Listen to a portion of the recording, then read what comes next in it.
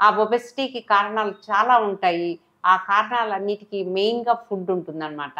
ఆ ఫుడ్‌లో fatty content ఎక్కువగా ఉంటుంది. అది తగ్గించుకోవాలి. అన్నం పారేయటం ఎందుకు, తినేద్దాంలే, పనోళ్ళకి ఇవ్వటం ఎందుకు, తినేద్దాంలే, పాడైపోతుంది, ఖర్చు పెట్టుకుంటున్నాము, వండుకుంటున్నాము అని ఆలోచించకూడదు. మీకెంత క్వాంటిటీ కావాలో అంత క్వాంటిటీ కార్బోహైడ్రేటే తినాలి. అది వేస్ట్ అయిపోతుందని మాత్రం తినొద్దు. అది లోపలికి వెళ్ళిన తర్వాత అది ఫ్యాట్ కింద మారితే మీరు దాన్ని కరిగించుకోవటానికి ఎంతో అవస్థ పడాలి. కాబట్టి డైట్ ప్యాటర్న్ అనేది ప్రోటీన్ కంటెంట్ ఎక్కువ ఉండాలి, కార్బోహైడ్రేట్ తక్కువ ఉండాలి, ఫ్యాట్ నిల్ ఉంటే బెటరు. కొంచెం ఉన్నా కూడా ఏం కాదు. కానీ మోస్తరుగా ఉండాలి అన్నమాట. బ్యాలెన్స్‌డ్ డైట్ ఉండాలి.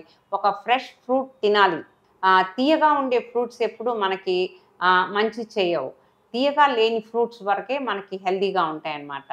నిజం ఎప్పుడు చేదుగా ఉంటుంది, బావుండదు. అబద్ధం అనేది బావుంటుంది ఎవరికైనాను. అలానే తియ్యగా ఉండే ఫ్రూట్స్ ఎప్పుడు మీకు హెల్త్‌కి హానికరం చేస్తాయి.